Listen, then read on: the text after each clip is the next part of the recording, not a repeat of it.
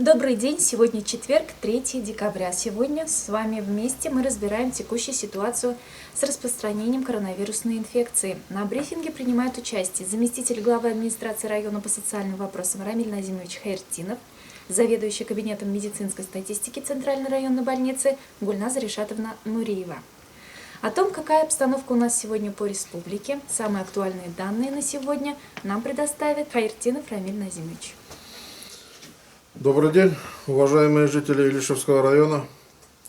Глава Республики Башкортостан Ради Фаритович Хабиров внес некоторые изменения в указ главы Республики Башкортостан о введении режима повышенной готовности на территории Республики Башкортостан в связи с угрозой распространения в Республике Башкортостан новой коронавирусной инфекции COVID-19. Продлил режим самоизоляции для людей старше 65 лет, а также тех, кто страдает хроническими заболеваниями, до 31 декабря включительно. Также ограничения будут действовать и в отношении тех, кто находится в социальных учреждениях. Обязательный режим самоизоляции должны соблюдать и больные COVID-19, граждане с подозрением на коронавирус или находившихся в контакте с больным, пациенты с диагнозом внебольничная пневмония, люди старше 65 лет, обратившиеся за помощью с симптомами респираторного заболевания, а также те, кто проживает вместе с ними. Региональное министерство образования и науки определит перечень городов и районов, в которых все классы смогут учиться в очной форме, исходя из санитарно-эпидемиологической обстановки в конкретных муниципалитетах. Органы исполнительной власти республики усилят проверки по соблюдению масочного режима, а также по обязательному режиму самоизоляции людьми старше 65 лет. Региональному Минздраву Ради Фаритович Хабиров порекомендовал оказывать всестороннее содействие ситуационному антиковидному центру Республики Башкортостан. Также в Башкортостане, благодаря введению с 10 ноября обязательного режима самоизоляции, заболеваемость среди пожилых людей старше 65 лет снизилась почти на 10%. Об этом сообщил глава республики Ради Фаритович Хабиров на заседании оперативного штаба по недопущению завоза и распространения коронавирусной инфекции на территории региона. Представители Минздрава отметили, что принимаемые меры по противодействию COVID-19 подтвердили свою эффективность. Ситуация с распространением коронавируса в Башкортостане стабилизируется. Темпы роста заболеваний замедляются. Так, за минувшие сутки в республике зарегистрировали 142 случая заражения COVID-19. Общее число заболевших составляет 14 548 человек. При этом 12 140 пациентов уже выздоровели. Из них 131 за последние сутки.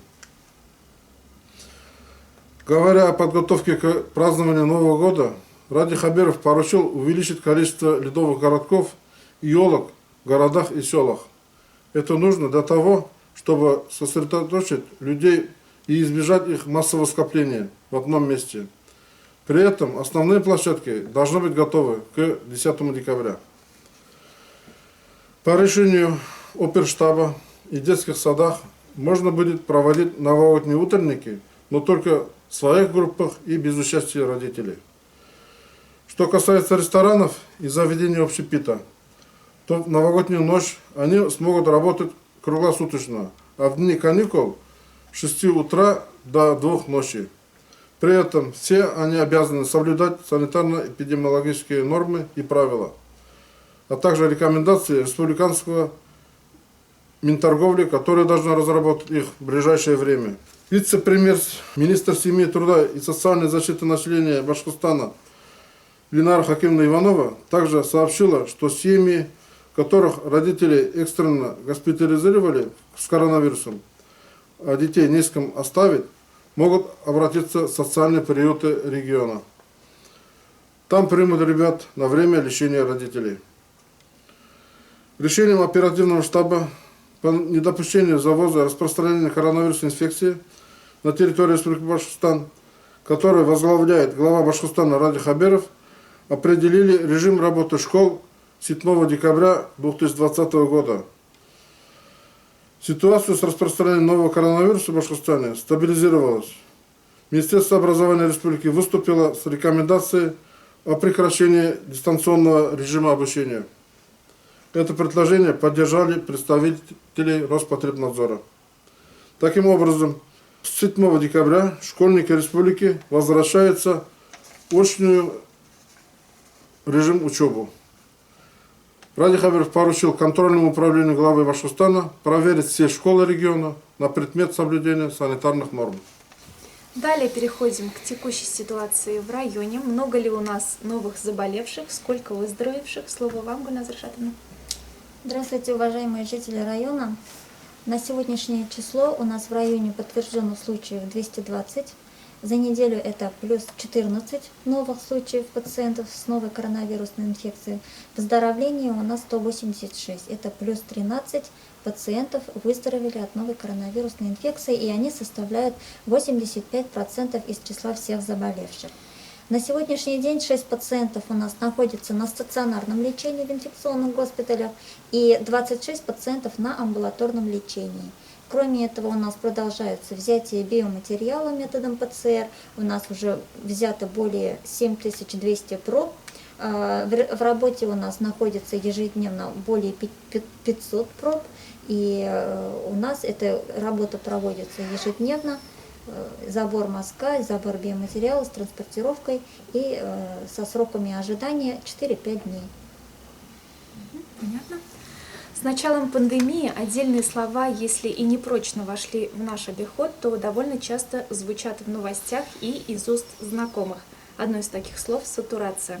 Разъясните, что это такое?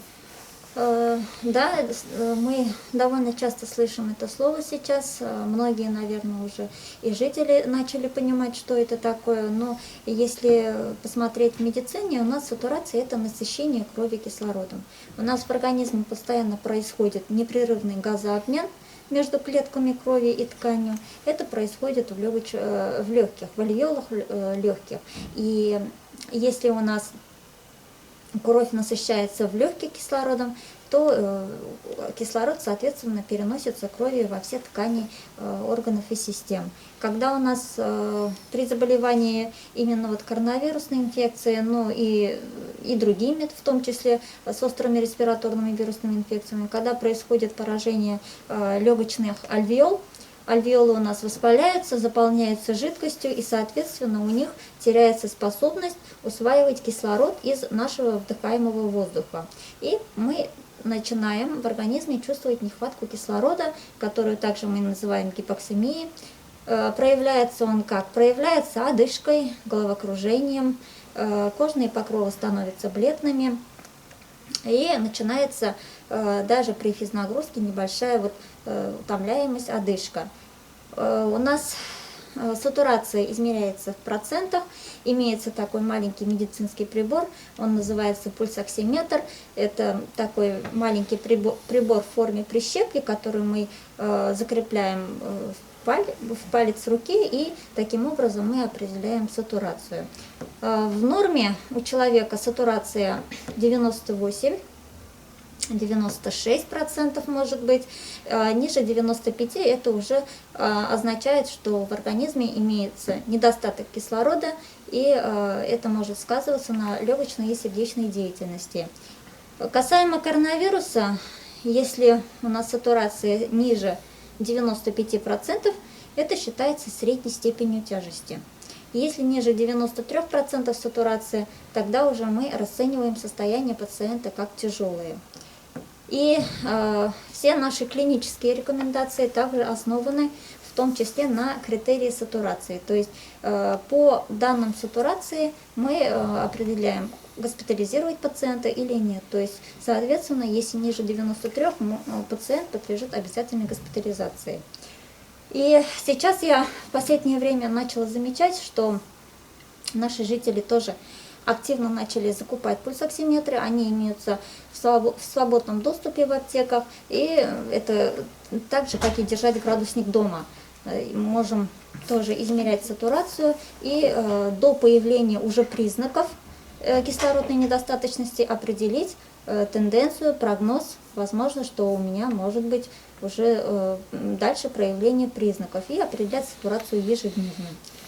Пульсоксиметры у нас приобретаются дома, то пациентам также удобно и мониторить и свое состояние, и состояние больного, если имеется дома.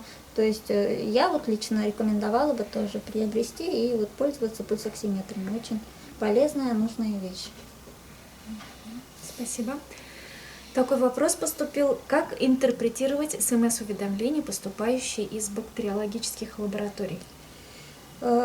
Сейчас идет автоматизированная рассылка СМС-уведомления, называемой. Именно пациенты, которые сдают ПЦР, они могут получить на свой мобильный телефон СМС-уведомление с результатом ПЦР, который вот он сдавал недавно.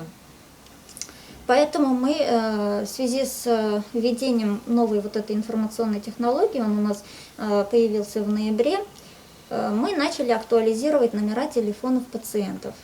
И если пациенту приходит результат в форме СМС-уведомления не обнаружено, это означает, что человек не болеет коронавирусной инфекцией, вируса нет в организме. Если он уже получает СМС-уведомление со словом «обнаружено», это означает, что человек болеет коронавирусной инфекцией, и результат, соответственно, положительный. Поэтому я бы, пользуясь случаем, хотела бы тоже жителей призвать, что если у вас берется ПЦР-материал, обязательно медицинский сотрудник попросит актуальный номер телефона. Нужно назвать актуальный номер рабочего телефона и можете для себя даже перепроверить на правильное заполнение номера. Если у вас приходит такой СМС со словом «обнаружено», конечно же, в этом случае необходимо уведомить поликлинику, либо участкового терапевта, участкового педиатра о том, что у вас имеется положительный результат ПЦР. Вы можете, если у вас состояние позволяет, вызвать неотложку, то есть температура у вас не снижаемая, также одышка появилась, утомляемость, плохое самочувствие, тогда вы можете вызвать неотложку по номеру 56182 для взрослого населения и 53107 для детского населения. Выезжающая бригада также может по осмотру назначить какие-то дополнительные диагностические исследования, назначить дату дополнительного взятия ПЦР. Мы сейчас ПЦР берем на 11-й день болезни. И возможно, что также можно определить схему лечения пациентов с бесплатным обеспечением лекарственных препаратов. Но если у вас выходные дни, конечно же, нужно либо обратиться в приемное отделение, либо вызвать бригаду скорой медицинской помощи. Но уведомить ЦРБ обязательно о своем результате также надо. Если в семье все же один человек заболел коронавирусом, значит ли это, что заболеют все? Довольно частый случай, потому что у нас в основном по коронавирусной инфекции семейные очаги наблюдаются, соответственно, у нас много семейных жителей с детьми, жителей с родителями. Да, это типично банальная ситуация, когда в семье может появиться больной коронавирусной инфекцией. Конечно же, это настораживает и всех членов семьи, и соседей в том числе, и родственников. Поэтому в первую очередь мера – это самоизоляция. То есть семье надо самоизолироваться, контактным это не менее 14 дней, а пациенту надо изолироваться до получения одной отрицательной пробы. Минимальный контакт со всеми родственниками, то есть вы должны предупредить, что вы никуда в гости не идете, все запланированные поездки тоже отменяете. Также говорите родственникам, чтобы они пока к вам не приходили в гости. но исключая те случаи, когда возможно, что доставка каких-то продуктов питания, каких-то бытовых предметов, конечно же, все это осуществляется только через через крыльцо, через дверь, то есть без контакта. Самоизоляция в первую очередь. Внутри семьи, если один пациент, один член семьи болеет, конечно же, его желательно тоже изолировать в отдельном помещении. Если это позволяет комната, отдельная комната обязательно должна быть. Нужно также пациента оснастить масками, чтобы когда и салфетками в том числе, если он будет чихать, кашлять, обязательно нужно все это делать, чихание, кашель в салфетку и с последующим уже выбросом в отходы. Ну и пациентам, членам семьи, которые проживают с этим пациентом, также необходимо одевать маски. Обязательно нужно проветривать 2 раза в день помещение, проводить влажную уборку, желательно даже с дезинфицирующими средствами. Надо обрабатывать открытые поверхности, стол, дверные ручки, открытые места, пол, стены. Также нужно постоянно обрабатывать. Мы у себя в организации обрабатываем каждые 3 часа, но 2 раза в день, я думаю, что тоже в помещениях это не будет плохо, если обрабатывать 2 раза в день. Обязательно нужно у контактных гигиены рук постоянно мыть руки. Но мытье рук мы уже знаем, что это хорошая профилактика не только при коронавирусе, но и при других острых респираторных инфекциях, поэтому это тоже является важной мерой профилактики. Пациенту нужно также отдельно питаться. Это либо одноразовая посуда, либо индивидуальная посуда с отдельной обработкой. Тоже рекомендуется средства ухода, там полотенца, постельное белье, тоже нужно это все отдельно. И также рекомендуется соблюдать этикет, то есть расстояние не менее метра должно быть, особо так близко не контактировать, потому что есть случаи действительно, когда дома есть больной коронавирусом, некоторые члены семьи могут не заболеть.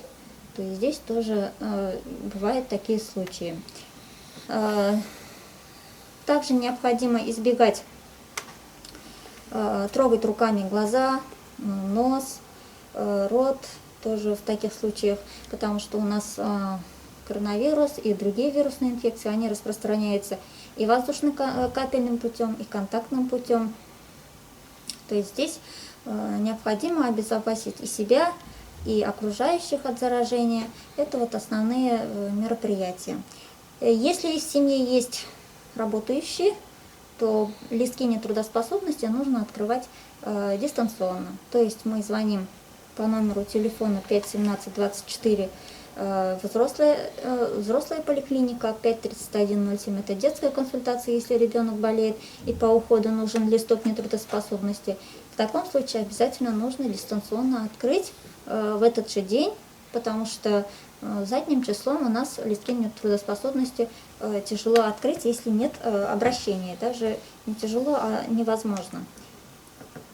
И если ухудшается состояние пациента, обязательно вызов неотложной бригады или врача. И каждый день нужно контролировать состояние всех членов семьи.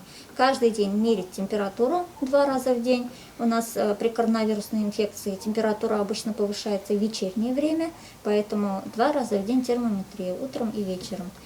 Если имеется, как я уже говорила, пульсоксиметр, сатурацию также нужно измерять 2 раза в день.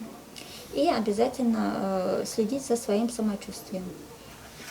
Обычно такие основные мероприятия.